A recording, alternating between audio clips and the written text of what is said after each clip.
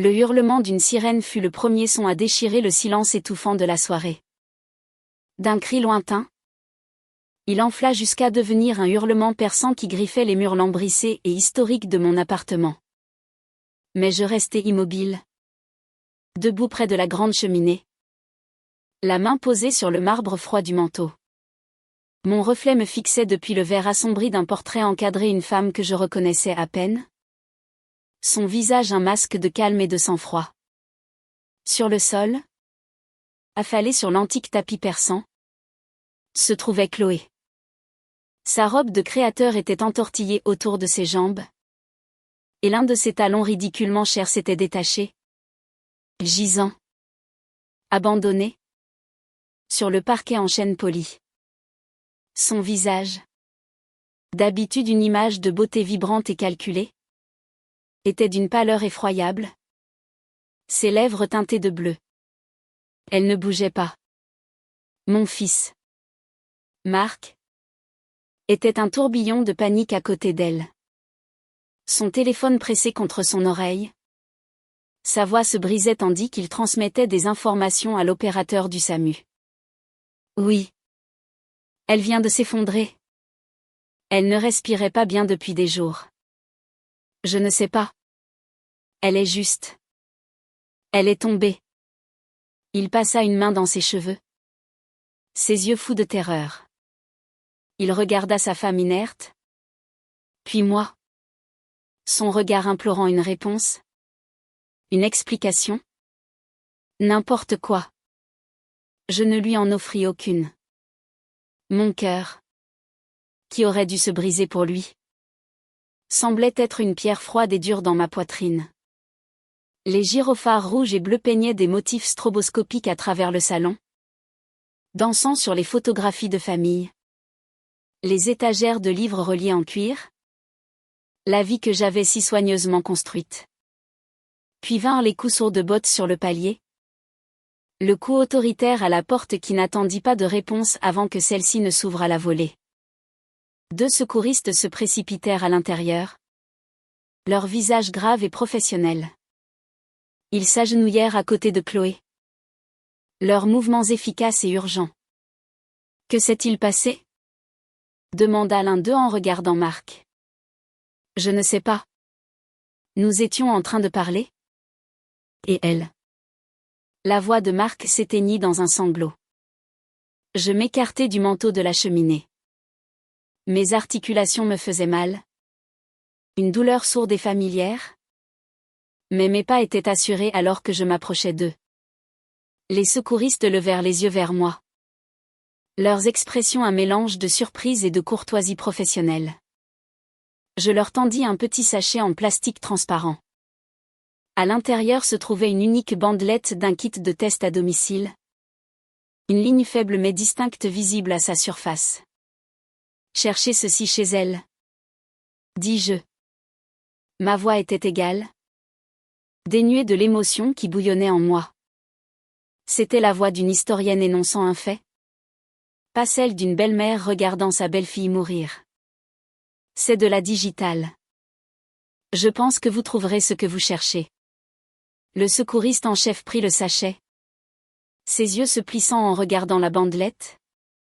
Puis moi. Et enfin Chloé sur le sol. L'air crépitait de questions inexprimées. Marc me dévisagea. La bouche bée. L'horreur naissante dans ses yeux plus douloureuse que n'importe quelle sirène. La scène s'estompa. Les lumières clignotantes se fondant en une lueur douce et brumeuse. 3 mois plus tôt.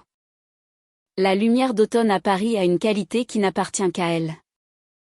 C'est une lumière douce et dorée qui filtre à travers les feuilles changeantes des platanes du Cheudemar, donnant à la ville des allures de photographie ancienne et chérie. Mon appartement. Un vaste haussmannien dans le 7e arrondissement qui appartenait à la famille de mon mari depuis des générations, semblait s'abreuver de cette lumière. Elle se posait sur le parquet à chevrons, réchauffait le bois sombre des meubles et illuminait les grains de poussière qui dansaient dans l'air comme de minuscules fées paresseuses. Avant l'arrivée de Marc et Chloé, mes journées étaient régies par un rythme calme et prévisible. Je me réveillais avec le soleil, prenais mon café en lisant Le Monde, et passais mes matinées à m'occuper de mes orchidées sur le balcon si le temps était clément, ou dans le bureau de mon défunt mari Arthur s'il ne l'était pas. Arthur avait été professeur de littérature à la Sorbonne. Et moi, professeur d'histoire. L'appartement était notre sanctuaire. Une forteresse bâtie de livres et de souvenirs. Chaque recoin portait l'écho de notre vie commune, le fauteuil en cuir usé où il me lisait de la poésie. La banquette près de la fenêtre où je corrigeais des copies. La faible odeur du tabac de sa pipe qui s'accrochait encore au rideau de velours. Même des années après sa disparition. Ma vie était solitaire. Mais je n'étais pas seule. J'avais mes livres, mes souvenirs et la présence fidèle de l'appartement lui-même. C'était une vie de paix. Cette paix fut perturbée par un appel téléphonique frénétique un mardi. « Maman, tu ne vas pas le croire ?» avait dit Marc. La voix tendue par le stress. Un dégât des eaux dans notre immeuble. Tout notre étage est inondé. Tout est fichu. Oh. Marc. Est-ce que toi et Chloé allez bien? Nous allons bien. Mais nous n'avons nulle part où aller. Ils disent que les réparations pourraient prendre des mois. Nous sommes à l'hôtel pour l'instant. Mais. Il hésita. Je savais ce qui allait suivre.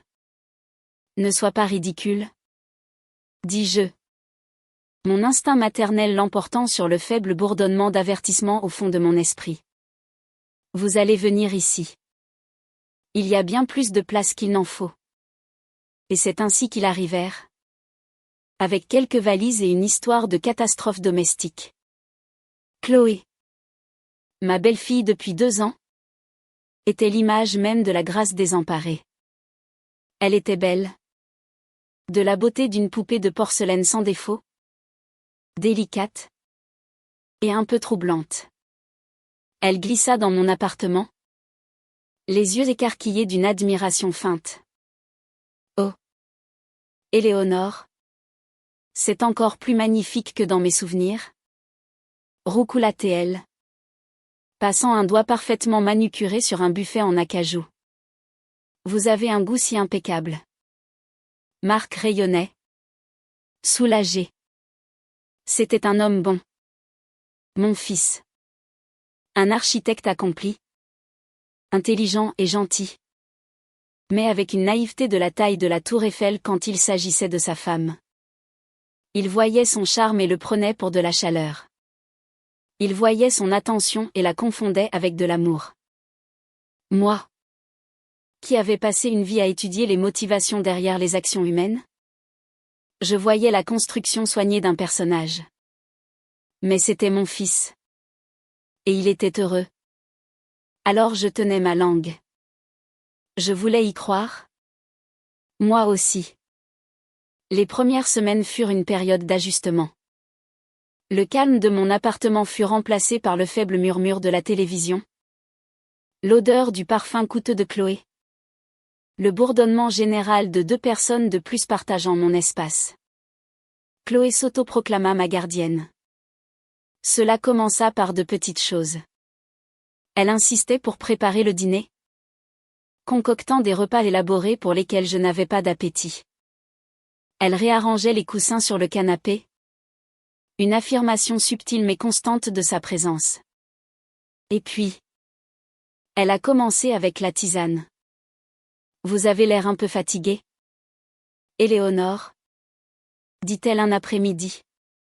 Sa voix mielleuse de sollicitude fabriquée. J'ai ce merveilleux mélange de plantes.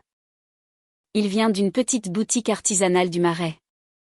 C'est censé être excellent pour la relaxation et la santé du cœur. Elle me la présenta dans l'une de mes propres tasses en porcelaine de Limoges. La vapeur s'élevant en un nuage parfumé. C'était un geste attentionné. Un geste aimable. J'avais 72 ans. Après tout. Mon cœur n'était plus ce qu'il était. Et mon énergie diminuait plus rapidement chaque année. C'était agréable que l'on prenne soin de moi. Merci. Ma chère, dis-je en acceptant la tasse. C'est très gentil de votre part. Ce n'est rien, sourit-elle. Un sourire doux et écœurant qui n'atteignait pas tout à fait ses yeux. Nous devons prendre soin de vous. La tisane devint un rituel. Chaque jour, vers 3 heures de l'après-midi, Chloé apparaissait avec un plateau en argent portant 2 tasses.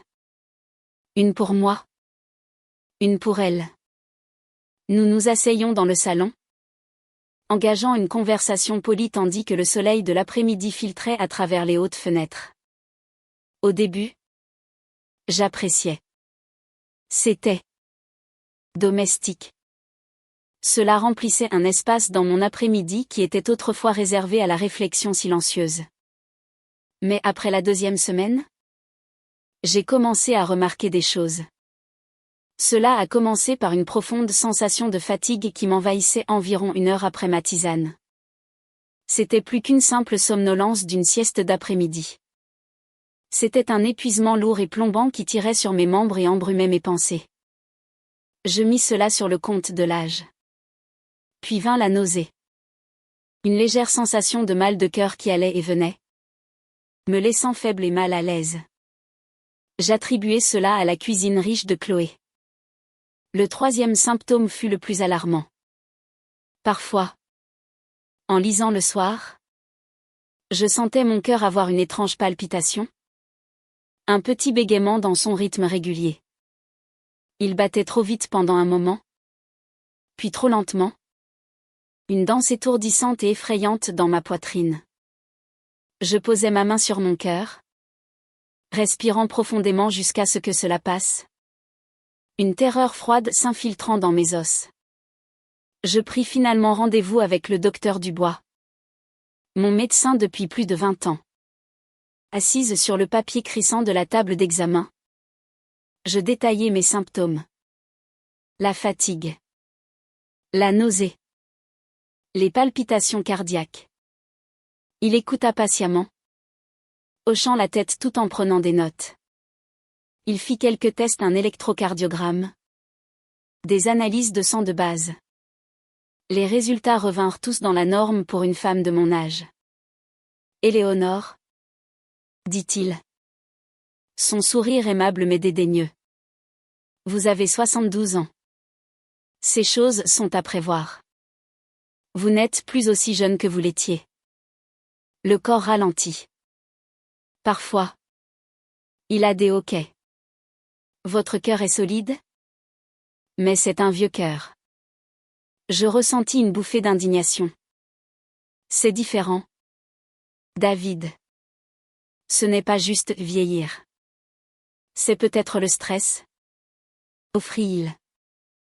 Avoir votre fils et sa femme qui emménagent, même dans les meilleures circonstances, est un grand changement dans votre routine. Je quittai son cabinet en me sentant stupide et incomprise. Peut-être avait-il raison. Peut-être n'était-ce que l'âge et le stress. Peut-être que je devenais hypocondriaque. Une vieille femme idiote qui s'imaginait des mots là où il n'y en avait pas. Ce soir-là, assise dans mon fauteuil, la tasse de tisane chaude dans mes mains, j'observais Chloé de l'autre côté de la pièce. Elle faisait défiler son téléphone. Un petit sourire satisfait jouant sur ses lèvres. Elle leva les yeux et me surprit en train de la regarder. La tisane est bonne. Éléonore? Demanda-t-elle. Sa voix aussi douce que de la crème. Elle est délicieuse? Ma chère, dis-je en forçant un sourire. Mais alors que je prenais une gorgée, la vapeur aromatique emplissant mes sens, une pensée froide et terrifiante commença à se former. C'était une graine de suspicion, plantée dans le sol fertile de mon malaise. Je regardais le liquide ambré dans ma tasse, puis la femme vibrante et en bonne santé qui me le préparait chaque jour.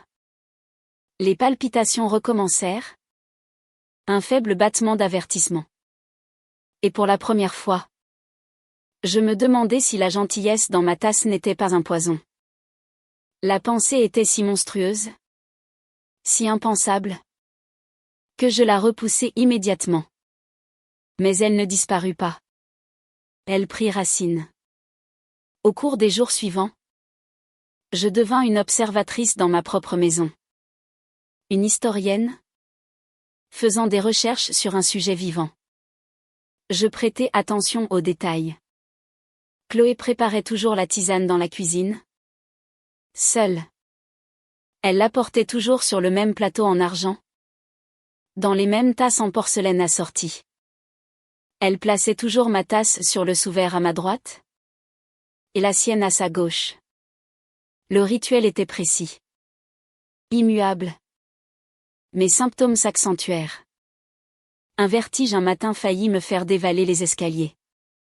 Le monde semblait parfois flou sur les bords. Une étrange teinte jaunâtre colorant ma vision. Que je prenais pour un tour de lumière. Je sentais ma propre vitalité s'échapper. Jour après jour. Tasse après tasse. Je m'affaiblissais. Et à mesure que je m'affaiblissais, Chloé semblait briller d'une énergie plus vive et plus vibrante. Elle devenait encore plus attentionnée. Gonflant mes oreillers. Proposant de me lire des histoires. Son visage un masque parfait de sollicitude aimante pour la vieille femme fragile que je devenais rapidement. Chaque acte de gentillesse ressemblait maintenant à un tour de vis.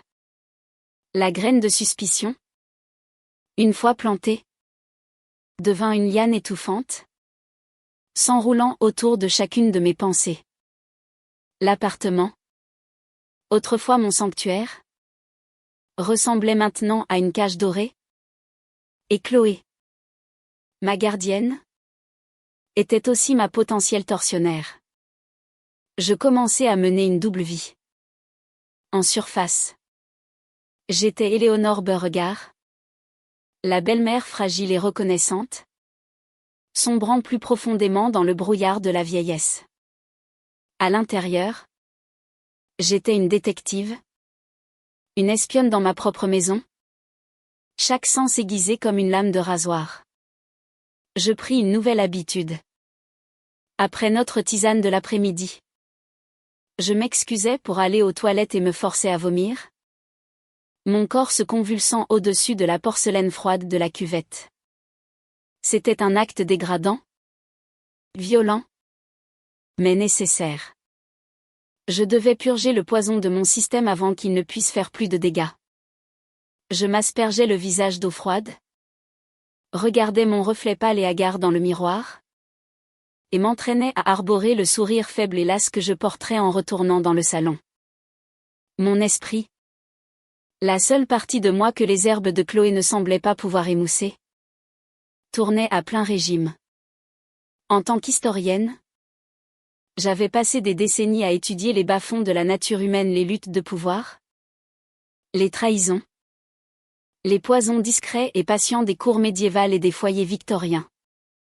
Je me retirais dans le bureau de mon mari, la seule pièce où Chloé entrait rarement, sous prétexte d'avoir besoin de repos.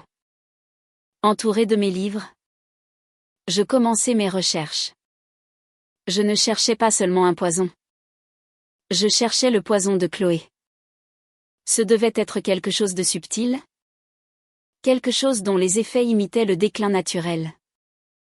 L'arsenic était trop grossier, trop célèbre. Le cyanure, trop rapide.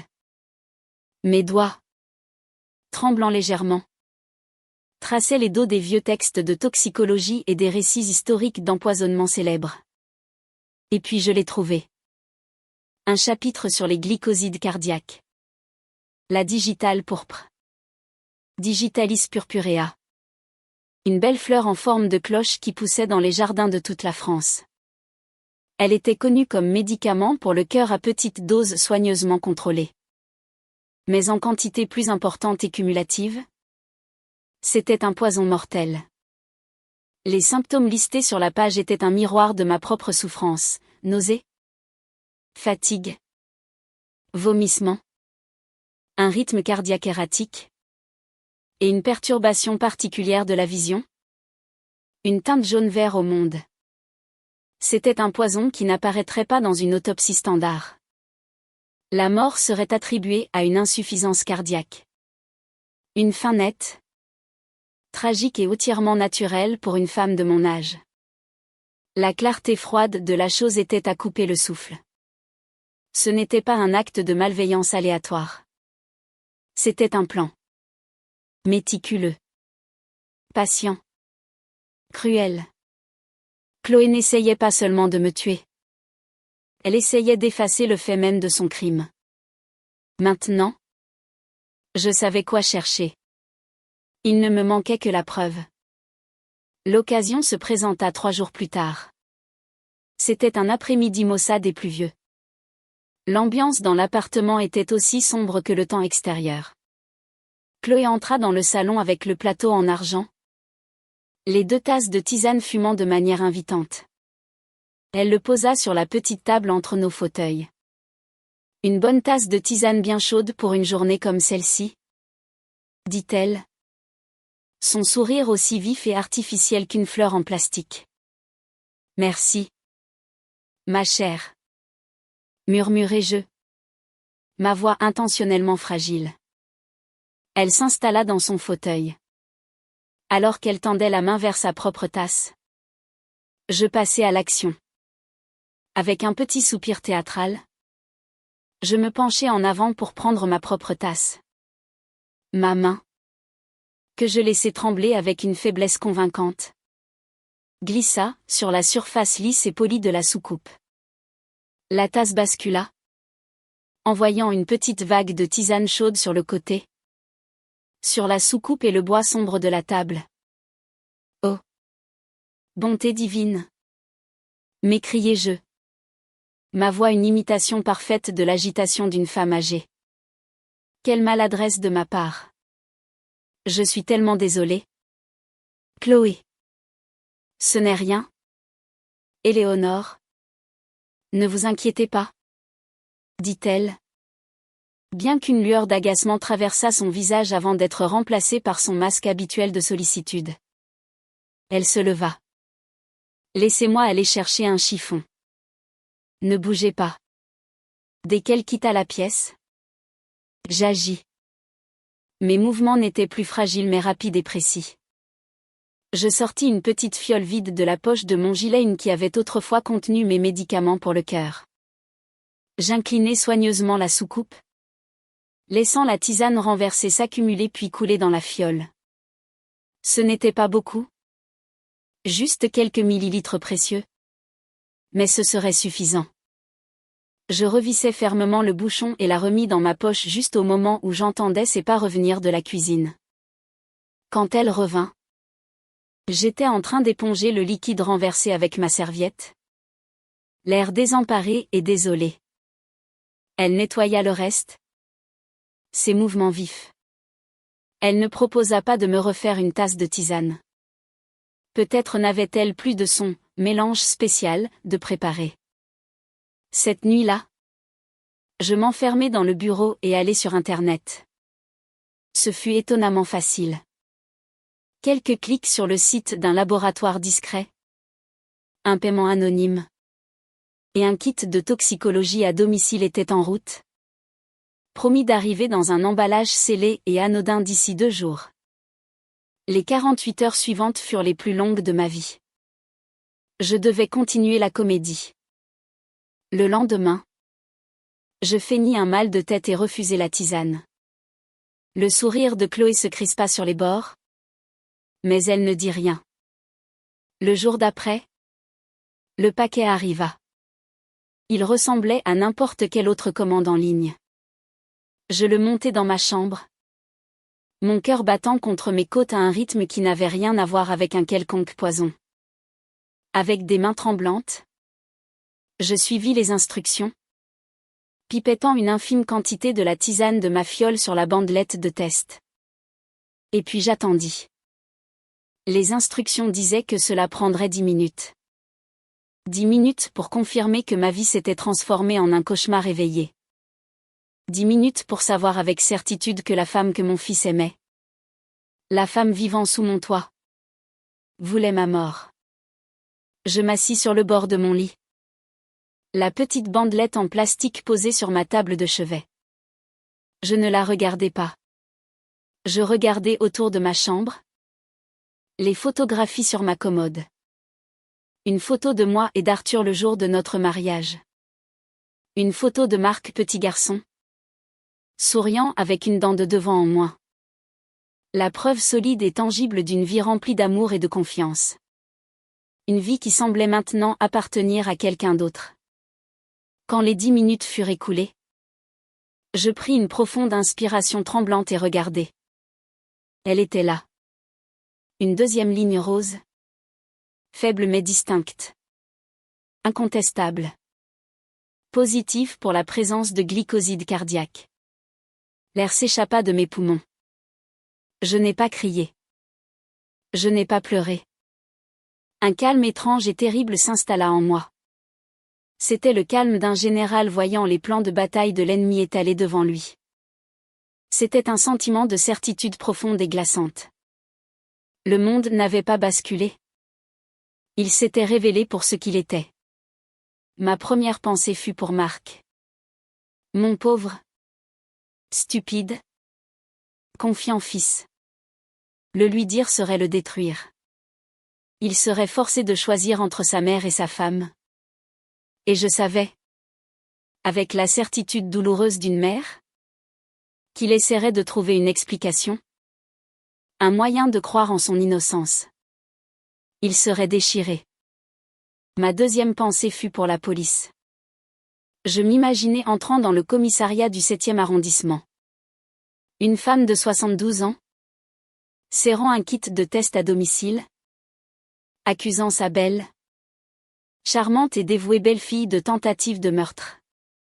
Chloé pleurerait et nierait. Elle parlerait de mes épisodes de confusion, de ma santé défaillante. Marc, loyal et aveuglé par l'amour, corroborerait à contre-cœur son histoire. Je serais rejetée comme sénile, paranoïaque, une belle-mère jalouse. Il me tapoterait la main, me dirait de rentrer chez moi et de me reposer. Et Chloé saurait que je l'avais démasquée. Et alors, elle deviendrait simplement plus créative. La prochaine fois, il n'y aurait pas d'avertissement. Non. La police n'était pas une option. Le monde me voyait comme une vieille femme faible et chancelante. Chloé comptait le dessus. Mon médecin comptait le dessus. Même mon propre fils, dans sa manière aimante et protectrice, me voyait comme quelqu'un qui avait besoin qu'on s'occupe d'elle, pas qu'on la craigne. Et dans cette sous-estimation partagée, je trouvais mon avantage. Je me levai et marchai jusqu'à la fenêtre, regardant le crépuscule descendre sur les jardins du Chaudemars. Les digitales n'étaient plus en fleurs, mais je pouvais les imaginer. Leur haute et élégante flèche de clochettes violettes et blanches. Si belle. Si mortelle. Chloé avait commencé une guerre. Une guerre domestique et silencieuse menée avec des tasses de tisane et des murmures. Elle pensait qu'elle était la seule à se battre. Elle pensait qu'elle assiégeait une forteresse sans défense. Elle avait tort. Elle avait commis une erreur critique. Fatale. Elle avait confondu l'âge avec la faiblesse. Elle avait confondu le silence avec la soumission. Je ne serais pas une note de bas de page dans un rapport de police. Je ne serais pas une triste histoire racontée à mes propres funérailles. Un conte moral sur les fragilités de la vieillesse. Je suis Éléonore Beauregard. Je suis une historienne. J'ai étudié la chute des empires et la montée des tyrans. Je comprends la stratégie. Je comprends la patience. Et j'écrirai moi-même la fin de ce chapitre. Cette nuit-là, pour la première fois depuis des semaines, je dormis profondément. Je n'étais plus une victime. J'étais une survivante. Et mon plan de survie venait de commencer. Le lendemain, le soleil se leva sur un monde qui semblait fondamentalement différent. L'air dans l'appartement était toujours épais de tromperies. Mais maintenant, Je pouvais le voir, le goûter. Je ne trébuchais plus dans un brouillard de confusion. Je naviguais sur un champ de bataille où je connaissais la position de l'ennemi et son arme de prédilection. Ma peur n'avait pas disparu, mais elle s'était transmutée en autre chose, une résolution froide et dure qui s'installa au plus profond de mes os. C'était comme retrouver une partie de moi-même que j'avais longtemps oubliée. Mon objectif était simple, mais d'une complexité terrifiante. Je devais retourner l'arme de Chloé contre elle. Je devais le faire si subtilement, si parfaitement, qu'elle ne se douterait de rien jusqu'à ce qu'il soit trop tard. Ma vie n'était plus la seule en jeu. Ma crédibilité l'était. Si j'échouais, si elle avait le moindre soupçon, je perdrais tout. Cet après-midi-là, à 3 heures précises, j'entendis le cliquetis familier de la porcelaine sur l'argent tandis que Chloé arrivait dans le couloir. J'étais dans mon fauteuil habituel, un livre ouvert sur mes genoux, ma posture délibérément affaissée pour projeter une image de résignation lasse. J'avais passé la matinée à m'entraîner, à étudier mon propre reflet, à apprendre comment faire trembler mes mains juste ce qu'il fallait, comment laisser un regard vide glacer mes yeux. Je devenais l'actrice que mon rôle exigeait. Elle entra avec son sourire coutumier. C'est l'heure de la tisane ? Éléonore. Le plateau d'argent était immaculé. Les 2 tasses étaient identiques. De magnifiques pièces de porcelaine de Limoges avec un délicat motif floral bleu. Elles reposaient sur des soucoupes assorties, chacune avec une petite serviette en lin pliée à côté. C'était un portrait de civilité. Je savais que l'une de ces tasses contenait de la tisane à la camomille. L'autre contenait de la tisane à la camomille additionnée d'une dose soigneusement mesurée de digital, destinée à pousser mon cœur vieillissant un peu plus près de la défaillance. Elle posa le plateau sur la table entre nous. Comme toujours. Elle plaça la tasse qui m'était destinée sur le sous-verre à ma droite. Sa propre tasse se trouvait à gauche. C'était une habitude, un schéma de comportement inconscient. Et j'allais l'utiliser contre elle. J'avais passé 1 heure à planifier ce moment. Il me fallait une diversion. Quelque chose qui paraisse naturel. Accidentel. Quelque chose qui détournerait son attention des tasses pendant une seule, cruciale seconde. Ça sent merveilleusement bon. Ma chère, dis-je d'une voix fluette. Mais je me demandais, seriez-vous un ange et iriez-vous me chercher mon châle ? Il y a un petit courant d'air qui vient de la fenêtre. C'était une journée d'automne parfaite. Pas un souffle de vent. Il n'y avait pas de courant d'air. Mais c'était le genre de demande qu'une vieille femme fragile ferait. Le sourire de Chloé vacilla à peine. Bien sûr. Éléonore. Tout ce que vous voudrez. Elle se tourna et glissa vers le couloir où mon châle était drapé sur une chaise. Elle me tournait le dos. C'était maintenant ou jamais. Mon cœur battait la chamade. Un oiseau affolé contre mes côtes. Mes mains, que j'avais forcées à trembler quelques instants auparavant, étaient maintenant parfaitement stables. Je me penchai en avant. D'un mouvement fluide et silencieux, j'échangeai les positions des 2 tasses sur le plateau. Ma tasse était maintenant de son côté. Sa tasse, celle empoisonnée, était maintenant du mien. Je me réinstallai dans mon fauteuil, mon livre sur les genoux, mon expression placide. Juste au moment où elle se retourna. Le châle à la main. L'échange entier avait pris moins de 2 secondes. Pour un observateur extérieur, rien n'avait changé. Le voici, dit-elle en drapant la douce laine sur mes épaules. Merci. Ma chère.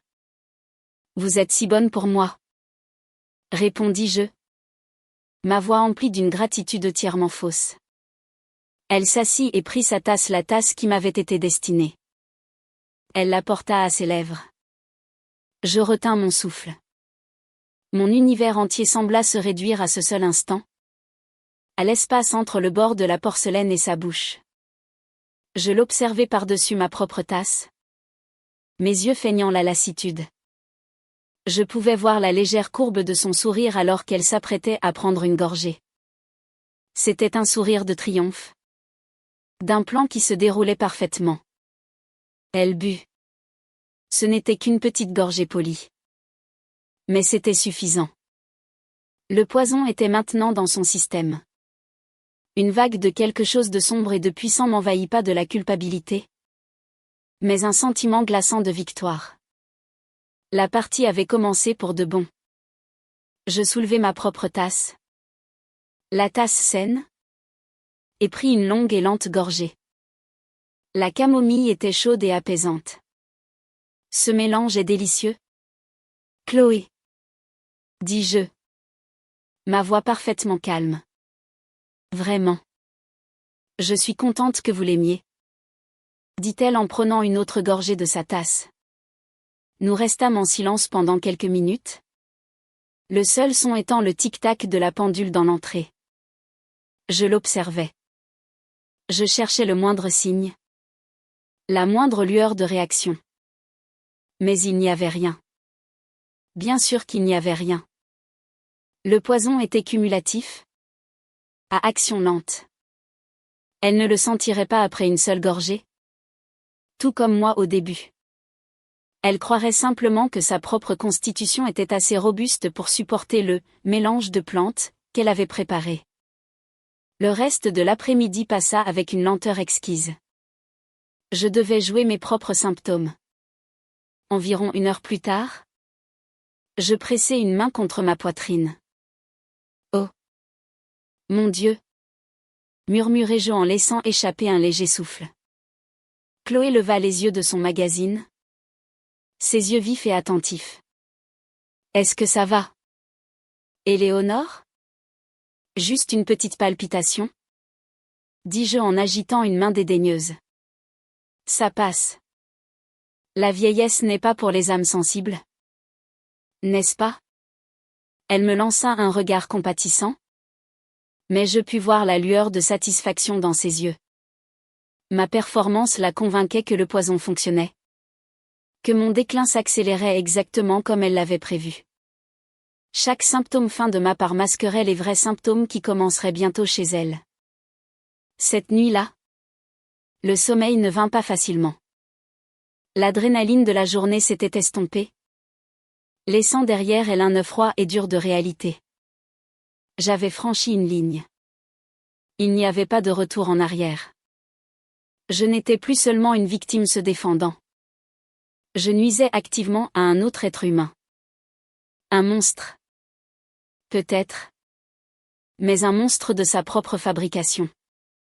Je restais allongé dans le noir, écoutant le vieil appartement gémir et s'installer autour de moi. Et je me demandais si Arthur reconnaîtrait encore la femme que j'étais devenue. La pensée fut une piqûre vive et douloureuse, mais je la repoussai. Il s'agissait de survie. La moralité était un luxe que je ne pouvais plus me permettre. Le lendemain, je répétai la manœuvre. Cette fois, ma diversion fut un livre, accidentellement, renversé de la table d'appoint. Tandis que Chloé se penchait pour le ramasser, je fis l'échange. Cela devenait plus facile. Mes mouvements plus rodés. Ma conscience plus silencieuse. Elle but la tisane empoisonnée sans une seconde d'hésitation. Et je bus la tisane pure, sentant sa chaleur se répandre en moi comme une petite victoire secrète. Je commençai à tenir un journal. Un petit carnet relié en cuir que je cachais à l'intérieur d'un exemplaire évidé de « Grandeur et décadence de l'Empire romain ». Je documentais tout avec la précision méticuleuse d'une historienne.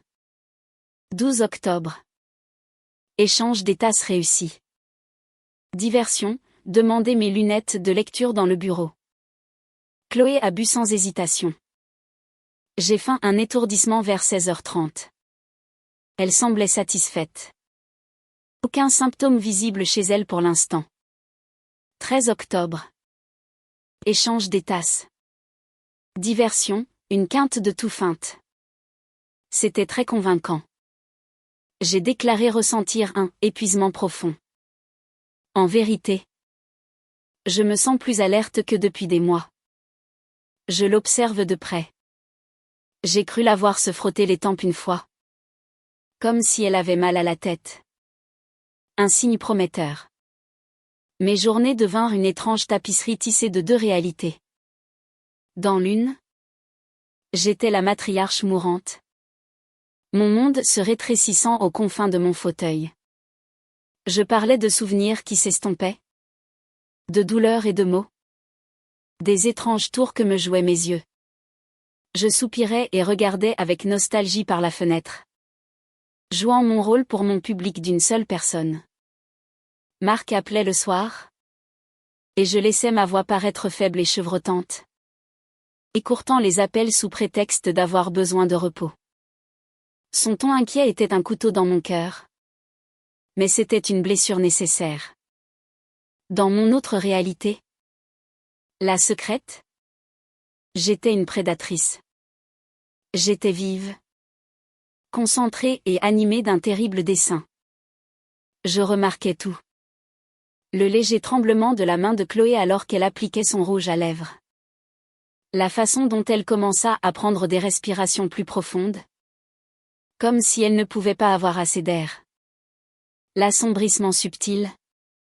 Presque imperceptible. Des cernes sous ses yeux. Que même son anti-cerne coûteux ne pouvait entièrement dissimuler. Un soir. Environ une semaine après le début de ma contre-offensive. Marc rentra tôt du travail. Chloé était dans la cuisine. Préparant un de ses dîners élaborés. J'étais dans le salon. En train de lire. Comment te sens-tu, maman? Demanda-t-il en m'embrassant sur le haut de la tête. Il avait l'air fatigué. Inquiet. Oh. Tu sais. Comme d'habitude. Dis-je avec un faible sourire. Il y a des jours meilleurs que d'autres. Tu as l'air un peu mieux aujourd'hui. Cependant. Un peu plus de couleur sur les joues. Mon cœur fit un bond. Je devais être plus prudente. Une bonne sieste? Peut-être. Ça fait des merveilles. Chloé sortit de la cuisine, s'essuyant les mains sur un tablier. Le dîner est presque prêt. Elle sourit à Marc. Mais cela semblait forcé. Je suis épuisée? Dit-elle en forçant un rire léger. Je ne sais pas ce qui ne va pas avec moi ces derniers temps. J'ai l'impression que je pourrais dormir pendant une semaine. Marc passa son bras autour d'elle. Tu en fais trop, ma chérie.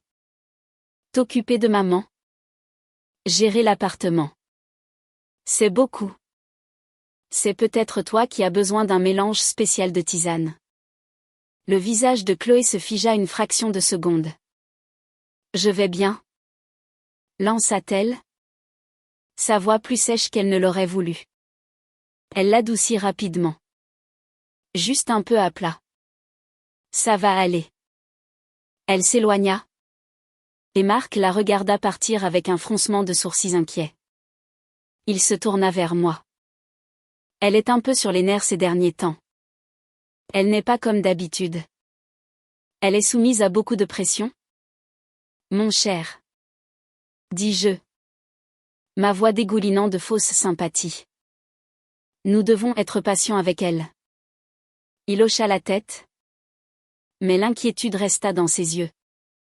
Il voyait les premières fissures dans sa façade parfaite. Il n'avait simplement aucune idée de ce qui les causait. Il pensait que c'était le stress. L'inquiétude pour moi. Il n'avait aucune idée qu'il regardait une empoisonneuse boire lentement. Sans le savoir. Son propre remède. L'ironie était si amère. Si profonde. Qu'elle en était presque poétique. Les jours se fondaient les uns dans les autres. Chacun marqué par le rituel de 3 heures qui était devenu l'axe sur lequel mon monde tournait. Mon répertoire de diversion pour échanger les tasses devint plus inventif. Un jour. Un éternuement soudain et perçant. Le lendemain. Une demande pour un oreiller différent pour soutenir mon dos endolori. Une autre fois. J'ai simplement oublié quelle tasse était la mienne et j'ai tendu la main vers la sienne avec un sourire confus, la forçant à me corriger et, ce faisant, assez laissant le savoir son propre sort pour la journée. Chaque échange réussi était un petit frisson aigu. Une affirmation privée que j'étais toujours en contrôle. Je suis devenue une connaisseuse de mon propre déclin fin. J'ai appris à laisser ma main trembler juste assez en portant une fourchette à ma bouche. À laisser mon souffle se couper en montant les escaliers. J'ai parlé du monde qui semblait sombre et jauni. Utilisant les mots mêmes du manuel de toxicologie. Je construisais un dossier. Brique par brique.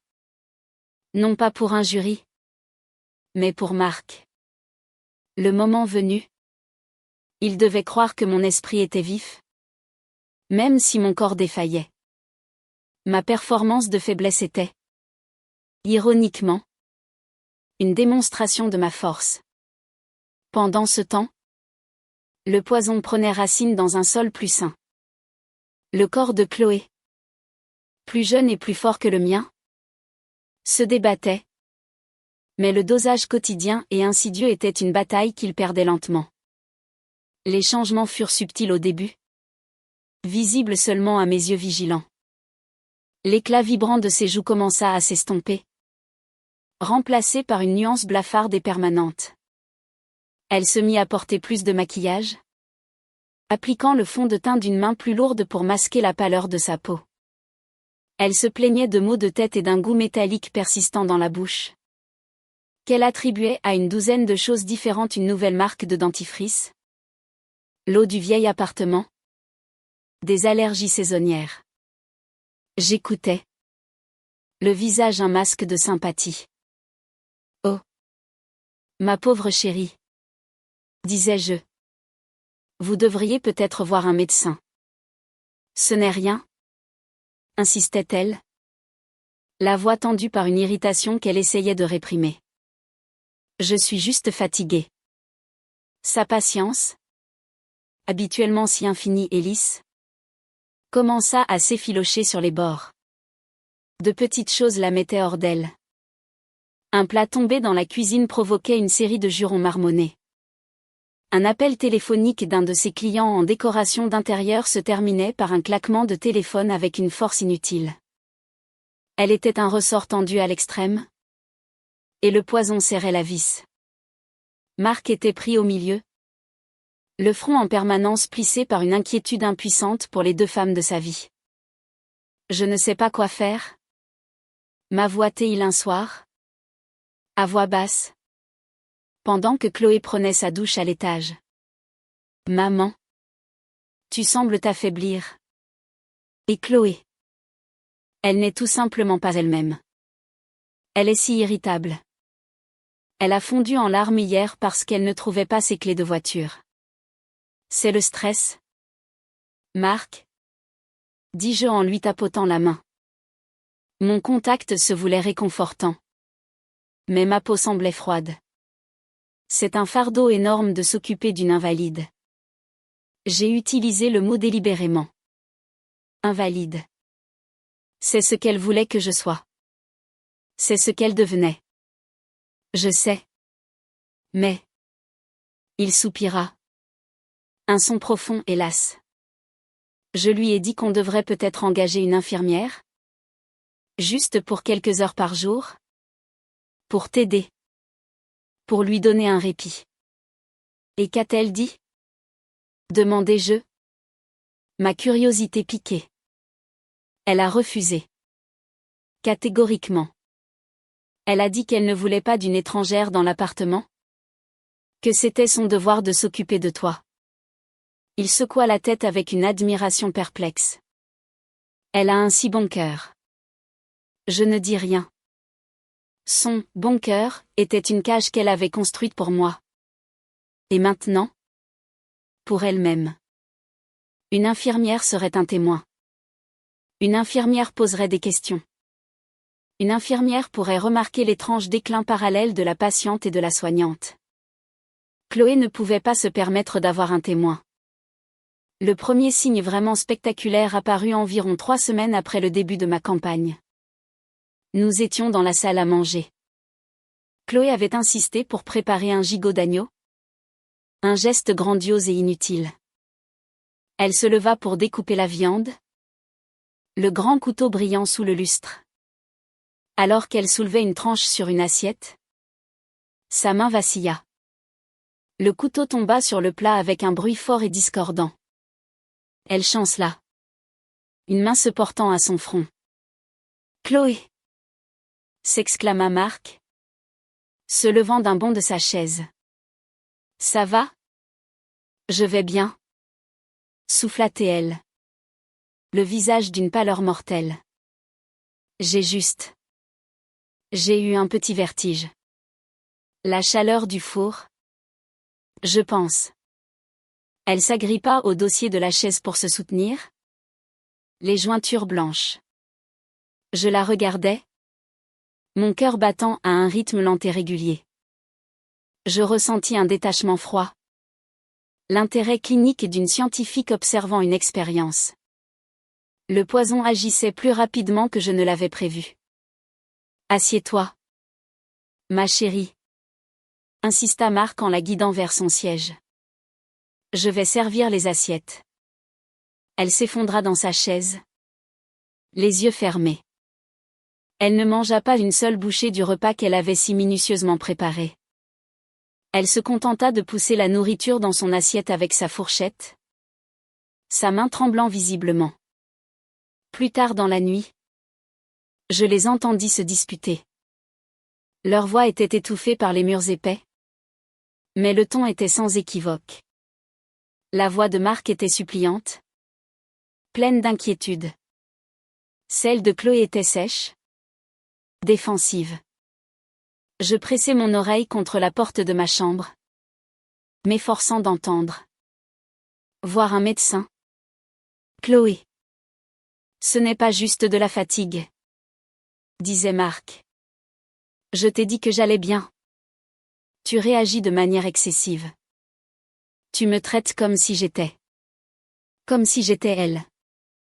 Sa voix était chargée d'un ressentiment venimeux. Ce n'est pas juste. Je m'inquiète pour toi. Eh bien, arrête de t'inquiéter. Inquiète-toi pour ta mère. C'est elle qui est malade.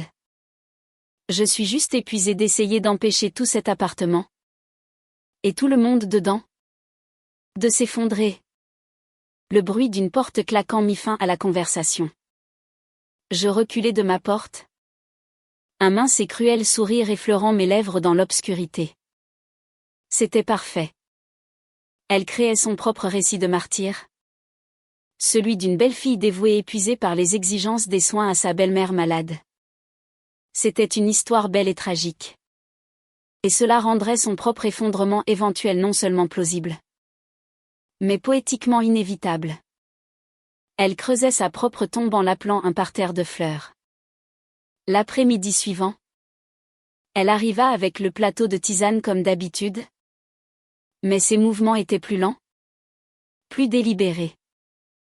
Le masque de sollicitude joyeuse était toujours en place. Mais il était fissuré. Le désespoir transparaissant. Je choisis une distraction simple. Je lui demandai d'ajuster les rideaux, me plaignant que la lumière du soleil blessait mes yeux sensibles.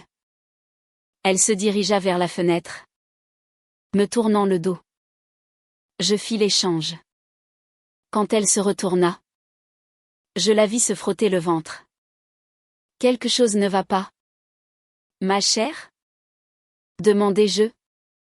La voix douce. Mon estomac me dérange toute la journée. Admit-elle. Une rare fissure dans son armure de perfection. Je me sens barbouillée. Oh. Ma pauvre. Ce doit être une gastro. Il y en a une qui court. J'ai entendu dire. J'offris le mensonge avec une aisance pratiquée. Elle prit sa tisane, la tisane empoisonnée. Elle la regarda un long moment, le front plissé par la pensée. Une vague de panique m'envahit. Hésitait-elle? Soupçonnait-elle quelque chose? Mais ensuite, elle porta la tasse à ses lèvres et but. Son expression empreinte d'une détermination sombre. Peut-être pensait-elle que la tisane chaude aux herbes apaiserait son estomac barbouillé. L'ironie était une lame se tordant dans mes entrailles. Elle buvait la cause de son mal comme si c'était le remède. En sirotant ma propre tisane? La tisane saine? Je sentis un changement en moi. La résolution froide avait été mon bouclier. Mais maintenant, un sentiment plus sombre s'agitait. C'était une satisfaction sinistre et terrible. C'était le sentiment que la justice était rendue. Non par un tribunal, mais de ma propre main. Je n'étais plus seulement une survivante. J'étais une vengeresse. Et je découvrais, à ma propre horreur, que j'étais exceptionnellement douée pour cela. L'appartement se transforma en une cocotte minute. L'air était lourd de mots inexprimés et de ressentiments bouillonnants. Ma fragilité feinte et la maladie authentique de Chloé créaient une maladie symbiotique et bizarre qui imprégnait chaque pièce. Nous étions deux actrices dans une pièce de notre propre fabrication. Et le public, Marc, devenait de plus en plus angoissé par la performance. Il finit par taper du poing sur la table. Ça suffit, annonça-t-il un soir, après avoir trouvé Chloé penchée sur l'évier de la cuisine. Prise de haut le cœur. Je prends rendez-vous pour toi chez le docteur Dubois. Et pour toi aussi, maman. Un bilan de santé commun. Je n'accepte pas de nom comme réponse. Chloé, pâle et en sueur, se redressa. Ne sois pas ridicule. Marc, je n'ai pas besoin d'un médecin. C'est juste une grippe intestinale. Une grippe intestinale qui dure depuis des semaines? Rétorqua-t-il. La voix ferme. Une grippe intestinale qui cause des vertiges et des palpitations cardiaques? Parce que c'est ce que tu m'as décrit hier soir. Bizarrement, ce sont les mêmes symptômes que maman a. Mon sang se glaça. Il avait fait le lien. C'était un lien logique. Innocent. Mais dangereux. C'est le stress? Insista Chloé. Sa voix montant avec la panique. J'ai probablement juste des douleurs de sympathie. Ça arrive. Regarde sur Internet. Je ne vais pas regarder sur Internet. J'appelle le docteur Dubois demain, dit Marc. La mâchoire serrée. Vous y allez toutes les deux. Je vis la terreur dans les yeux de Chloé. Une visite chez le médecin était une carte joker. Une variable imprévisible dans son expérience soigneusement contrôlée. Un test sanguin pouvait tout révéler. Mais refuser aurait éveillé les soupçons de Marc au-delà de toute réparation. Elle était piégée. Très bien. Cracha-t-elle en se détournant. Fais ce que tu veux. Moi. En revanche, je devais paraître soulagée. Oh. Merci. Marc, dis-je. Ma voix tremblante de gratitude. Peut-être qu'il pourra enfin trouver le fin mot de l'histoire. Je savais que le docteur Dubois ne trouverait rien de nouveau chez moi. Mon ancien électrocardiogramme avait montré des irrégularités mineures, appropriées à mon âge, et mes analyses de sang étaient toujours normales. C'étaient les résultats de Chloé qui allaient poser problème. Le jour du rendez-vous arriva. J'étais assise dans la salle d'attente à côté de Chloé. Elle s'agitait.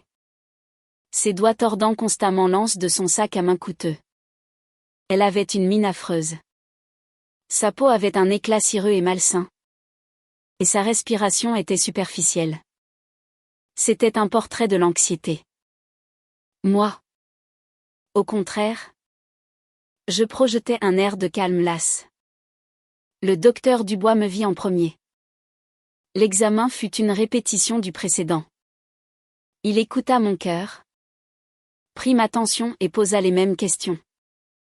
Je lui donnai les mêmes réponses, ajoutant peut-être un peu plus de flair dramatique à mes descriptions de fatigue et de vision floue.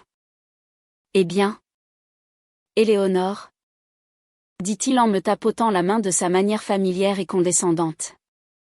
Tout semble stable, inchangé depuis votre dernière visite. Nous allons refaire les analyses de sang, mais je soupçonne qu'elles nous raconteront la même histoire. C'est simplement votre nouvelle normalité. Quand ce fut le tour de Chloé, j'attendis. Je pouvais entendre leur voix étouffée depuis la salle d'examen. La consultation dura beaucoup plus longtemps que la mienne. Quand elle sortit enfin, son visage était un masque de pierre, mais ses yeux étaient écarquillés d'une peur qu'elle ne pouvait dissimuler. Marc attendait avec moi, et il se précipita à ses côtés. Qu'a-t-il dit ? Demanda Marc. Il a dit que je suis épuisée, rapporta Chloé, sa voix cassante. Il pense que j'ai peut-être une carence en vitamines. Il a pris du sang. Il m'a dit de me reposer. Elle refusa de me regarder. Nous rentrâmes à la maison dans un silence tendu. La dynamique de l'appartement avait changé. Ma maladie feinte était maintenant un fait médical documenté de la vieillesse. La sienne, en revanche, était un mystère. Une collection de symptômes qui laissait un médecin perplexe. La balance commençait à pencher. Le lendemain même, une pensée me frappa. Froide et claire. Le plan de Chloé reposait sur un empoisonnement cumulatif dans le temps. Mais maintenant, elle était malade, paniquée, et peut-être en train de désespérer. Et si elle décidait d'accélérer le processus ? Et si, dans sa peur et sa frustration que je sois toujours en vie, elle décidait d'augmenter la dose ? Cette pensée me provoqua une décharge de pure terreur. Mon jeu d'échange de tasses était une danse délicate. Il reposait sur le fait que le dosage était constant, non létal à court terme. Une augmentation significative serait dangereuse pour moi si je faisais une erreur, et catastrophique pour elle si je n'en faisais pas. Mes craintes se réalisèrent cet après-midi-là. Quand Chloé apporta la tisane, je remarquai quelque chose de différent. La couleur était d'une nuance plus foncée, d'un ambre plus profond, plus inquiétant. L'arôme semblait plus vif, plus amer sous le parfum de la camomille. Elle pensait que mes sens étaient émoussés par l'âge. Elle avait tort. Mon cœur martelait contre mes côtes. C'était un nouveau niveau de risque. Il me fallait une distraction plus robuste que d'habitude. Alors qu'elle posait le plateau, je poussai un petit cri de douleur aiguë. Ma jambe. Altai-je en me tenant la cuisse. Une crampe. Une terrible crampe. Je me tordis dans mon fauteuil, le visage déformé par une performance d'agonie. C'était mon travail le plus convaincant à ce jour, alimenté par une peur authentique. Éléonore, s'écria Chloé. Ses propres ennuis momentanément oubliés. Elle se précipita à mes côtés. Qu'est-ce que c'est ? Que puis-je faire ? Juste. Aidez-moi à me lever. Altai-je. J'ai besoin de l'étirer. Elle passa son bras autour de ma taille pour m'aider à me relever. Son contact était moite. Tandis qu'elle me guidait sur mes pieds, son corps bloqua sa vue de la table pendant quelques précieuses secondes. De ma main libre, cachée à sa vue par le bras du fauteuil, je me penchai et échangeai les tasses. Mes doigts étaient glissants de sueur, mais mes mouvements étaient sûrs. Je m'appuyai sur elle, faisant quelques pas en boitillant. Oh, c'est un peu mieux, soupirai-je en me redressant progressivement. Ça passe. Merci, ma chère. Je suis désolée d'être si pénible. Ce n'est pas pénible, dit-elle, la voix tendue. Elle m'aida à regagner mon fauteuil. Elle avait l'air secouée, sa propre pâleur s'intensifiant. Ma crise feinte avait clairement ébranlé ses nerfs à vif. Elle s'assit, les mains tremblant légèrement. Elle prit ma tasse. La tasse fortement dosée et en but une grande gorgée désespérée, comme pour essayer de se calmer. Je regardais, le souffle coupé. Je venais de lui tendre un pistolet chargé, et elle avait volontairement appuyé sur la gâchette sur elle-même. Une vague de nausée, réelle et profonde, m'envahit. La sombre satisfaction que j'avais ressentie auparavant avait disparu, remplacée par une terreur froide et effrayante. Ce n'était plus un jeu d'échecs. C'était la roulette russe. Et je venais de faire tourner le barillet. Je bus ma propre tisane. La tisane saine. Mais elle ne m'offrit aucun réconfort. Tout ce à quoi je pouvais penser était le poison concentré qui circulait maintenant dans ses veines. Que avais-je fait? La question hurlait dans les coins silencieux de mon esprit. J'avais voulu la justice. Pas une exécution brutale et accélérée. Les effets ne tardèrent pas à se manifester. Moins d'une heure plus tard, Chloé se leva brusquement, une main pressée sur sa bouche. Elle chancela, les yeux écarquillés de panique et de confusion. Je ne me sens pas bien, marmonna-t-elle. Ces mots indistincts. Je crois que j'ai besoin de m'allonger. Elle fit un pas chancelant vers le couloir, puis ses genoux fléchirent. Elle s'effondra sur le sol, non pas évanouie, mais en un tas. Consciente mais à peine. Elle haletait, sa peau prenant une teinte grisâtre. Pendant un instant, je fus paralysée. Mon plan n'avait pas prévu cela. Pas ici. Pas maintenant. Pas comme ça. L'image d'elle sur le tapis était trop proche de celle de ma vision du futur, mais c'était trop tôt.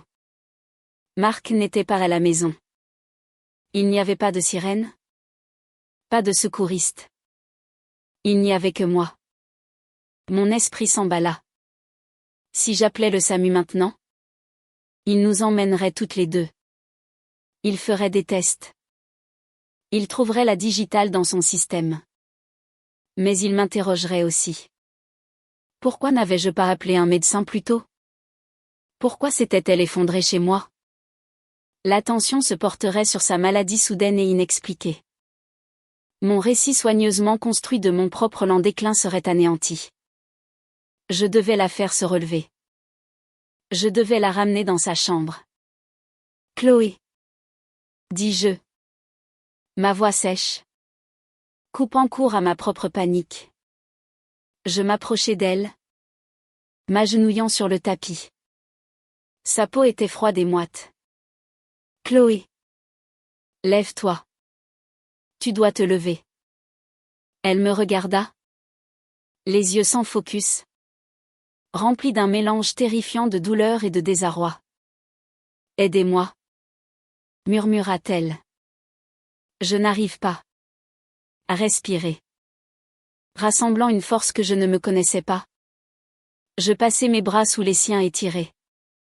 Elle était un poids mort, mais ma peur alimentée par l'adrénaline était une force puissante.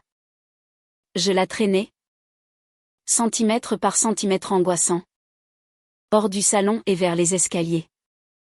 C'était une lutte grotesque et cauchemardesque. La femme silencieuse et mourante et la femme silencieuse et meurtrière, enfermée dans une étreinte désespérée. C'était le point médian. Le moment où le plan a échappé à mon contrôle. Je n'étais plus seulement une marionnettiste tirant les ficelles depuis l'ombre. J'étais sur scène, couverte de sueur et de peur, essayant désespérément de repousser ma marionnette qui s'effondrait derrière le rideau avant que le public n'arrive. Monter Chloé par le grand escalier en colimaçon fut une tâche herculéenne. Chaque marche était une bataille contre son poids mort et mes propres muscles hurlants. Elle gémissait. Un son bas et guttural de pur malheur. Sa tête ballottant contre mon épaule. L'odeur de son parfum coûteux se mêlait à l'odeur aigre de la maladie et de la peur. C'était l'odeur de ma victoire? Et elle était nauséabonde. Je l'ai à moitié traînée. À moitié portée jusqu'à la chambre principale qu'elle partageait avec Marc. Et l'ai laissée tomber sur la couette blanche immaculée. Elle se recroquevilla en position fétale. Sa respiration saccadée et superficielle. Ses yeux, habituellement si vifs et calculateurs, étaient maintenant vitreux de douleur et de confusion. Elle me regarda. Une lueur de quelque chose d'indéchiffrable dans leur profondeur. Était-ce de la haine? De la supplication? Ou juste le regard vide d'un corps qui s'éteint? Qu'est-ce qui m'arrive? Murmura-t-elle. Les mots à peine audibles. Je me tenais au-dessus d'elle, respirant lourdement.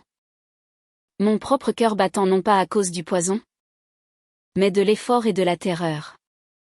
Je devais choisir mes mots avec soin. Ils devaient faire partie de la performance.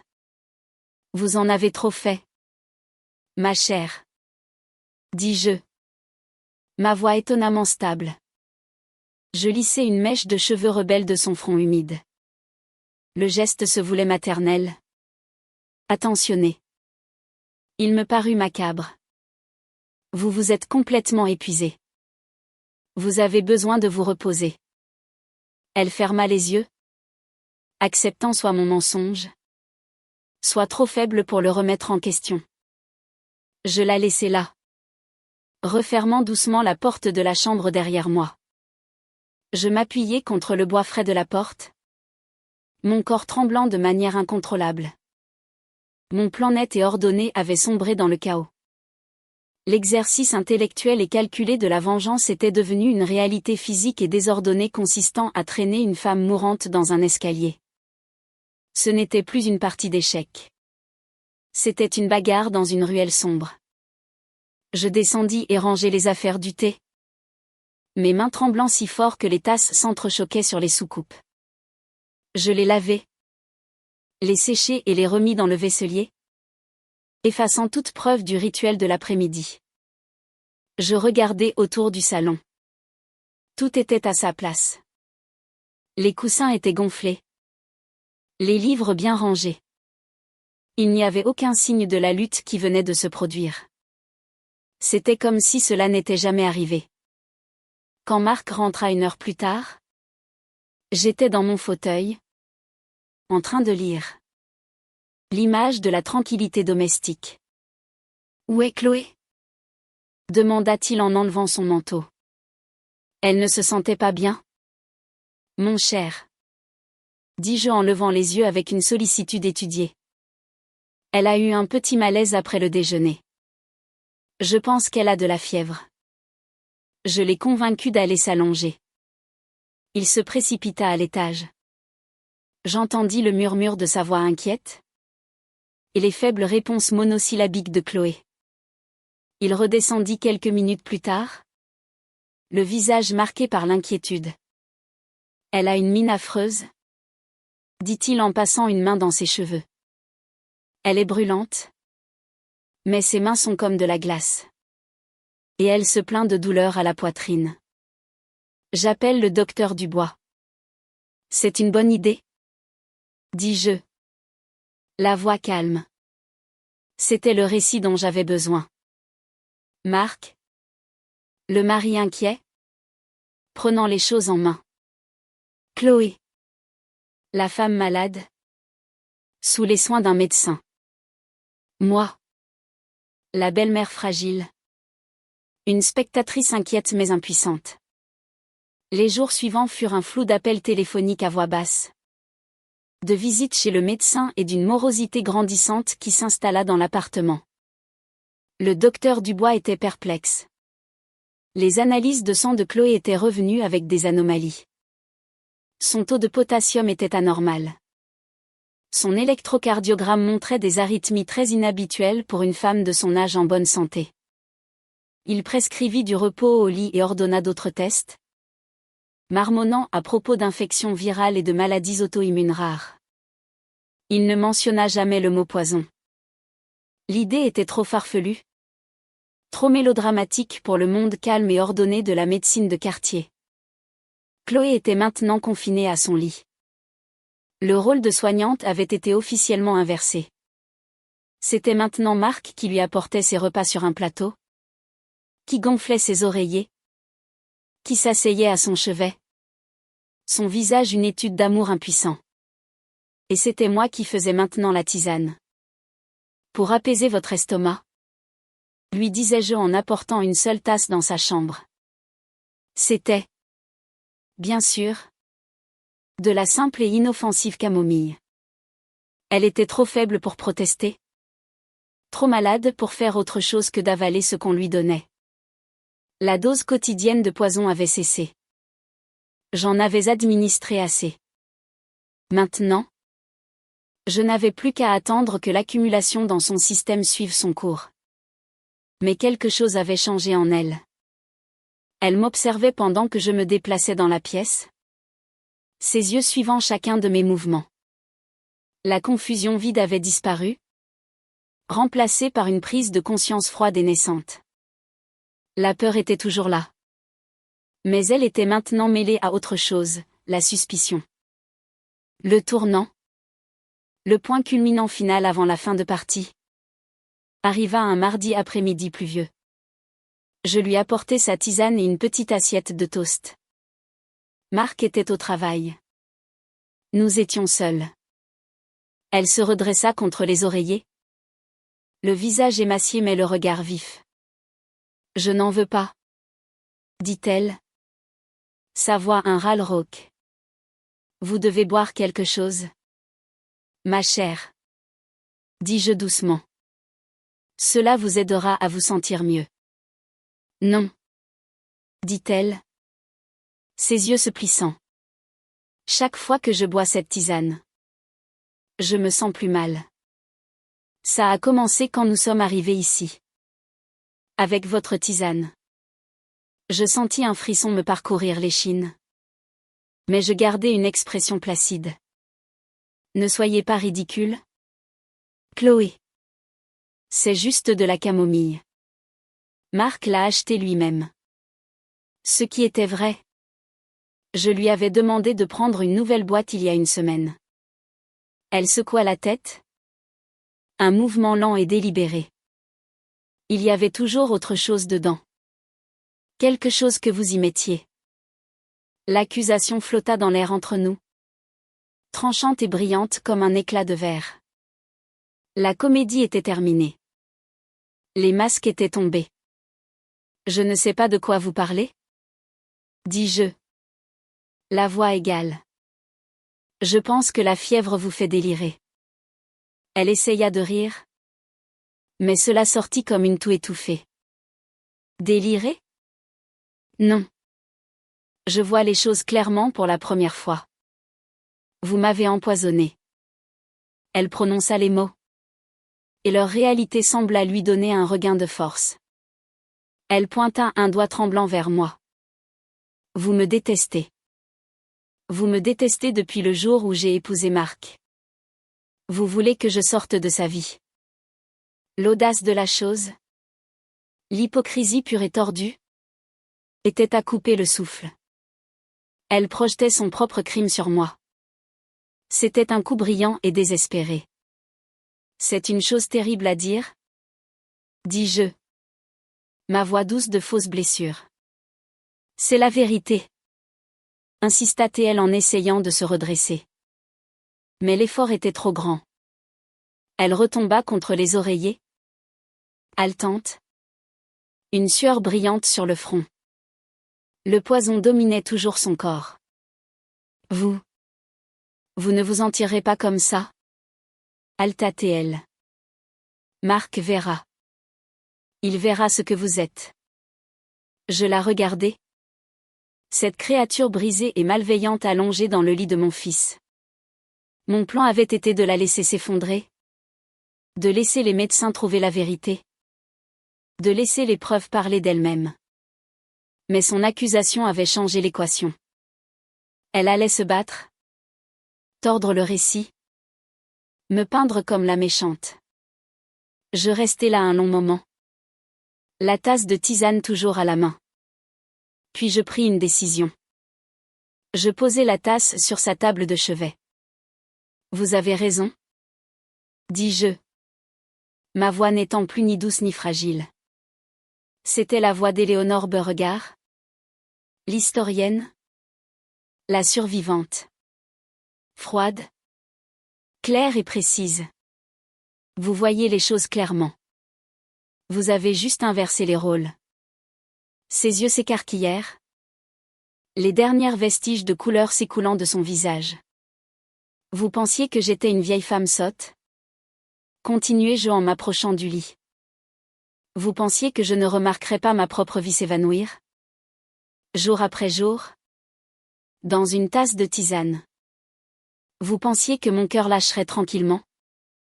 Et que personne ne s'en apercevrait? Vous n'êtes pas une étudiante en histoire? Chloé.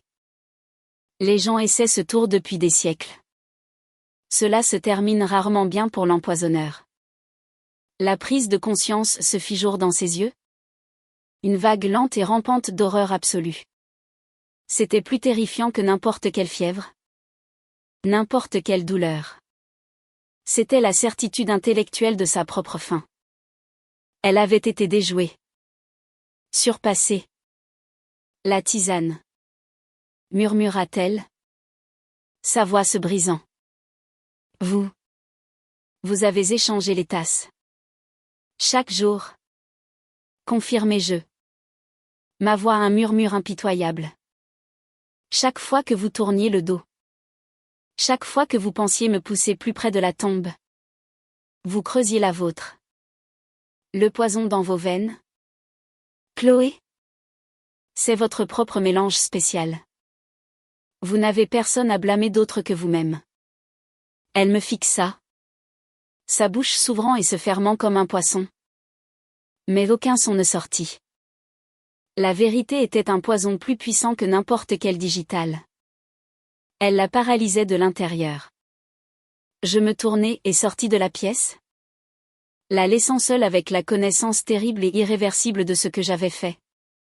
Et de ce qu'elle s'était fait à elle-même. La partie était terminée. Il ne restait plus que l'échec et mat. La confession. Ou plutôt, la révélation. Planait dans l'appartement comme un nuage d'orage. Prêt à éclater. Le silence savant de Chloé était 1000 fois plus déconcertant que sa fausse douceur ne l'avait jamais été. Quand Marc était à la maison, elle était silencieuse et renfermée. Ses yeux se dardant constamment vers moi avec un mélange de terreur et de haine pure et sans mélange. Quand nous étions seuls, elle se contentait de me fixer. Son regard un poids physique. La dynamique du pouvoir avait été complètement inversée. Elle était ma prisonnière, et l'appartement était sa cellule. Je savais que ça ne pouvait pas durer. Son corps défaillait, et son esprit était maintenant armé de la vérité horrifiante. C'était une situation volatile, insoutenable. La fin de partie devait avoir lieu maintenant. Je n'étais plus en contrôle du timing. La trahison finale de son corps dicterait le calendrier. Cela arriva 2 jours plus tard. Marc avait insisté pour que nous essayions d'avoir un dîner de famille, normal, ensemble. Il pensait que cela pourrait remonter le moral de Chloé. Il la porta en bas un écho douloureux de ma propre lutte secrète dans le même escalier et l'installa sur une chaise à la grande table de la salle à manger. Elle ressemblait à un fantôme au festin. Une poupée fragile appuyée contre le bois sombre et sculpté. Elle ne m'avait pas adressé un mot en 48 heures. Le repas fut une affaire tendue et misérable. Marc essaya d'engager une conversation joyeuse. Parlant d'un nouveau projet à son cabinet. D'une blague qu'un collègue avait racontée. Ces mots tombaient dans le silence épais comme des pierres dans un puits. Je poussais la nourriture dans mon assiette, jouant le rôle de la matriarche inquiète. Chloé ne leva même pas sa fourchette. Elle restait assise là, ses respirations superficielles étant le seul son qu'elle faisait. Ses yeux fixés sur moi. Chloé. Ma chérie.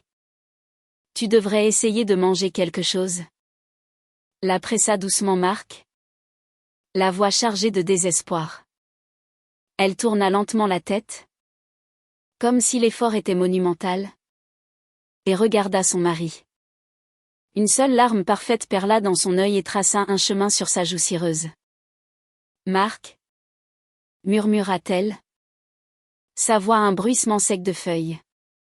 C'est elle qui m'a fait ça. Marc se figea. Une fourchette de purée à mi-chemin de sa bouche. Quoi? De quoi parles-tu? Ta mère? Souffla Chloé. Son doigt tremblant se levant pour me pointer. Elle m'a empoisonné. Pendant tout ce temps. Elle veut ma mort. L'accusation, celle que j'avais anticipée, était enfin sortie. Marc la dévisagea. Puis moi. Son visage une toile de confusion et d'incrédulité totale. Chloé. Qu'est-ce que tu dis? C'est insensé. Maman est malade? Tu es malade. Peut-être que le stress est juste. Non. S'écria-t-elle. Une soudaine poussée d'adrénaline donnant à sa voix une force choquante. Elle essaya de se lever de la chaise. Elle me l'a dit. Elle l'a avoué. Elle a échangé les tasses de tisane. Le poison qu'elle pense que je lui donnais. Elle me le donnait à moi. C'était une manœuvre finale magistrale. Une confession sur un lit de mort, tordue pour la peindre comme la victime d'une vieille femme jalouse et meurtrière. Pendant une fraction de seconde, je vis une lueur de doute dans les yeux de Marc. Son amour pour cette femme, son instinct de la croire, était une force puissante. C'était le moment où tout mon terrible plan pouvait s'effondrer. Mais son corps avait son propre calendrier. L'effort de son explosion fut trop grand. Son visage se déforma en une grimace d'agonie. Sa main vola vers sa poitrine, s'agrippant au tissu de son chemisier en soie. Un terrible halètement étranglé s'échappa de ses lèvres. Puis elle bascula en avant, sa tête heurtant le bord de la table à manger avec un bruit sourd et écœurant avant de glisser de sa chaise et de s'effondrer sur le sol. Cette fois, il n'était pas question de la traîner dans l'ombre. Cette fois, l'effondrement était public. Chloé! Hurla Marc, bondissant de sa chaise et tombant à genoux à côté d'elle. Il la retourna.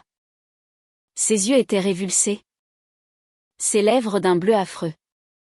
Elle ne respirait pas. La scène se focalisa sur une image horriblement familière. C'était ça. Le moment du début. La vision qui avait été à la fois mon guide et mon cauchemar.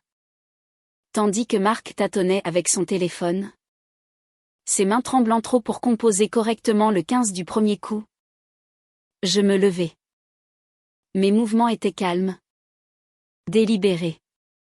Je me dirigeai vers le buffet où je gardais une petite boîte fermée à clé. J'utilisai une clé que je portais sur une chaîne autour de mon cou et l'ouvris. À l'intérieur se trouvait le petit journal relié en cuir. Je le sortis, ainsi que le sachet en plastique contenant la bandelette de test originale et plusieurs autres que j'avais réussi à collecter de ces tasses de tisane, saines, au fil des semaines. Marc criait dans le téléphone, sa voix se brisant d'hystérie. Ma femme s'est effondrée. Elle ne respire plus. S'il vous plaît. Dépêchez-vous. Je m'approchai de lui. Je ne m'agenouillai pas. Je me tenais debout, regardant la femme sur le sol. La femme qui avait essayé de voler ma vie. Mon fils. Ma maison. Je ne ressentis rien. Pas de pitié. Pas de triomphe. Juste un vide immense et froid. La guerre était finie. Les sirènes commencèrent leur hurlement lointain. Un son qui m'était maintenant aussi familier que le tic-tac de la pendule. Marc tentait une réanimation maladroite, comptant les compressions à travers ses sanglots. Allez. Chloé. Respire. S'il te plaît. Au moment où les secouristes firent irruption. La scène était un pur chaos et une tragédie. Ils prirent le relais immédiatement.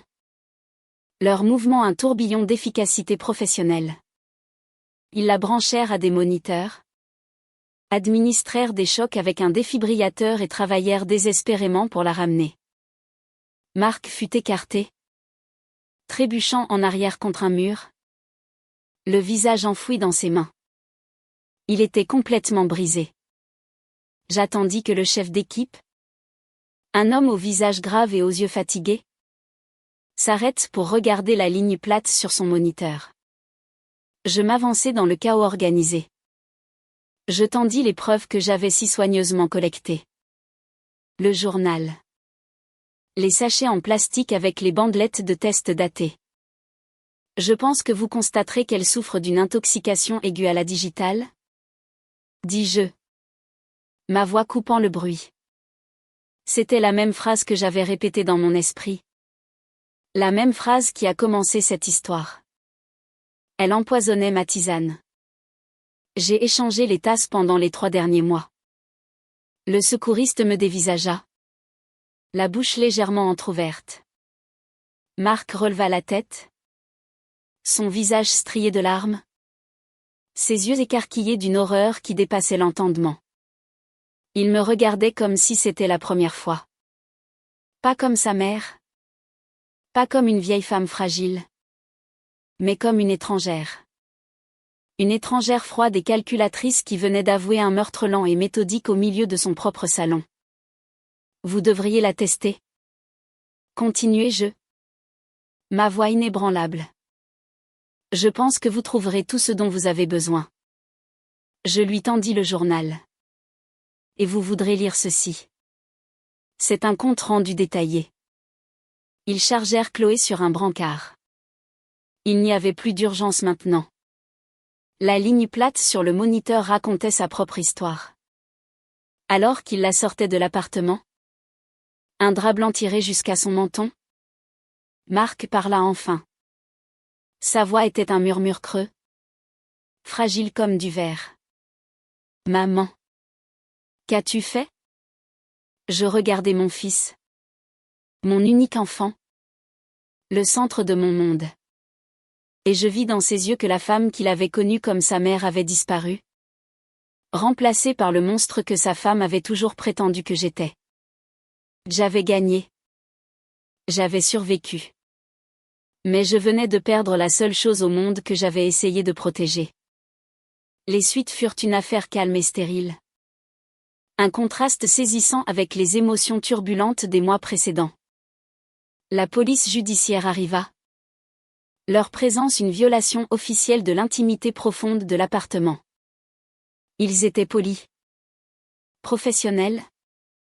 Mais leurs yeux contenaient une curiosité stupéfaite alors qu'ils écoutaient mon récit calme et méthodique. Je leur remis mon journal. Les kits de test restants.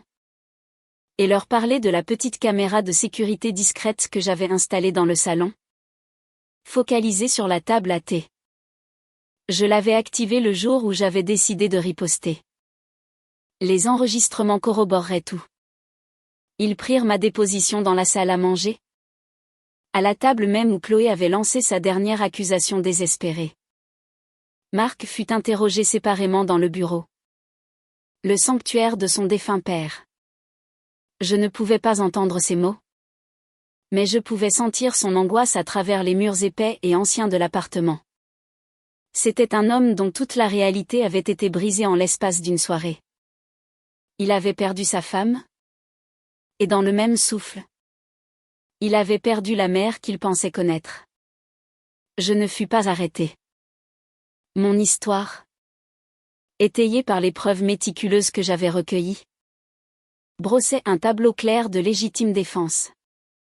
Un cas de légitime défense inhabituel, prolongé et glaçant, mais de la légitime défense néanmoins. Le procureur de la République qualifierait plus tard l'affaire de « cas d'action justifiable le plus unique et le plus troublant qu'il ait jamais vu ». L'empreinte numérique de Chloé révéla des recherches pour « poison sans goût », herbe imitant l'insuffisance cardiaque et « dose létale de digital ». Elle avait acheté l'extrait de digital sur une source en ligne douteuse en utilisant une carte de crédit prépayée. Elle avait scellé son propre destin bien avant que j'échange la moindre tasse. Légalement, j'étais hors de cause. Après le départ de la police, un silence profond et lourd s'abattit sur l'appartement. C'était un silence rempli de fantômes et de mots non dits. Marc sortit du bureau. Il ne me regarda pas. Il se dirigea vers la porte d'entrée comme un homme en transe. « Marc » dis-je, ma voix paraissant minuscule dans l'immensité du hall. Il s'arrêta, la main sur la poignée de la porte. Mais il ne se retourna pas. « Je vais à l'hôtel » dit-il. La voix plate, vidée. « J'ai besoin de réfléchir. » « C'est ta maison » dis-je doucement. Il se tourna enfin. Et le regard sur son visage fut une blessure dont je savais que je ne me remettrais jamais. Ce n'était pas de la colère. Ce n'était pas de la haine. C'était une confusion profonde qui brisait l'âme. Et un profond sentiment d'aliénation. Il regardait une étrangère qui portait le visage de sa mère. « Vraiment » demanda-t-il. Sa voix à peine un murmure. Je ne sais plus ce qu'est cet endroit. Je ne sais plus qui tu es. Il ouvrit la porte et sortit dans la nuit, me laissant seul dans l'appartement silencieux et caverneux. Les jours qui suivirent furent vides. Marc ne revint pas. Il envoya une société de déménagement pour récupérer ses affaires et celles de Chloé. Je regardais depuis la fenêtre de l'étage deux étrangers emballer les restes de la vie de mon fils, chargeant des cartons dans un camion. Ils enlevèrent les vêtements de Marc des armoires, les gadgets coûteux des tables de chevet, les photographies d'un couple souriant qui avait été un mensonge depuis le début. L'appartement semblait plus léger, plus propre, mais douloureusement vide. Mon ancienne routine revint, mais c'était un écho creux de ce qu'elle avait été. Je me réveillais avec le soleil, prenais mon café et déambulais dans les pièces silencieuses. Mais la paix avait disparu.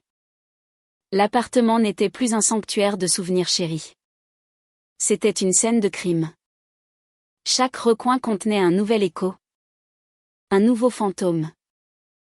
Le fauteuil où je m'asseyais était l'endroit où j'avais comploté. Le tapis du salon était l'endroit où elle s'était effondrée. Le grand escalier était l'endroit où j'avais traîné son corps mourant. Ma victoire avait empoisonné l'air même que je respirais. Mon amie Hélène appela. Elle avait entendu les rumeurs qui devaient certainement circuler dans le petit monde bavard du 7e arrondissement. « Éléonore ? C'est vrai ? » demanda-t-elle. Sa voix un mélange de choc et de curiosité morbide. « C'est vrai ? » dis-je simplement. Il y eut une longue pause à l'autre bout du fil. « Mon Dieu » souffla-t-elle finalement. « Est-ce que tu vas bien ?» La question était absurde. Est-ce que j'allais bien ? J'étais en vie. Je n'étais pas en prison. Mais je n'allais pas bien. Je survis. Hélène ? dis-je. C'était la réponse la plus honnête que je pouvais donner. Les semaines se transformèrent en un mois. Les feuilles d'automne finirent leur chute, laissant les arbres devant ma fenêtre comme des doigts squelettiques et austères contre un ciel gris. L'hiver arrivait. Un après-midi. À 3 heures, je me retrouvais dans la cuisine. Sur un coup de tête, je remplis la bouilloire et la mis sur le feu. J'ouvris le vaisselier et pris une seule tasse, une des tasses à fleurs bleues. Je mis un simple sachet de tisane à la camomille à l'intérieur et versai l'eau chaude dessus. Je portai l'unique tasse dans le salon et m'assis dans mon fauteuil. Le soleil de l'après-midi, faible et aqueux, filtrait à travers les fenêtres, illuminant les grains de poussière d'encens. Je regardais le fauteuil vide en face de moi. J'avais gagné la guerre. J'avais vaincu l'ennemi. J'avais protégé ma maison et ma vie avec une cruauté que je ne me connaissais pas. J'avais découvert la vérité cachée derrière une façade parfaite. Et j'avais servi une justice froide et finale. Mais quel était le coût de cette victoire? Marc m'appela une fois. Sa voix était distante, formelle. Il me dit qu'il déménageait sur la Côte d'Azur, qu'il prenait un poste dans un cabinet à Nice. Un nouveau départ. Loin des souvenirs de cet appartement. Je comprends, dis-je. J'appellerai. Promis il. Mais son ton ne contenait aucune conviction. Nous savions tous les deux que c'était un mensonge. Une dernière rupture polie d'un cordon qui était devenu désespérément emmêlé et taché.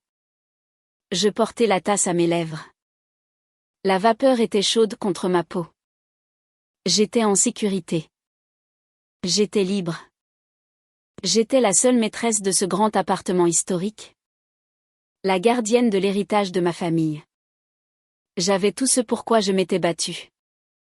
Mais alors que j'étais assise là, seule dans le silence écrasant, je connaissais la vérité. Chloé, en fin de compte, avait réussi d'une manière qu'elle n'avait jamais prévue. Elle m'avait pris mon fils.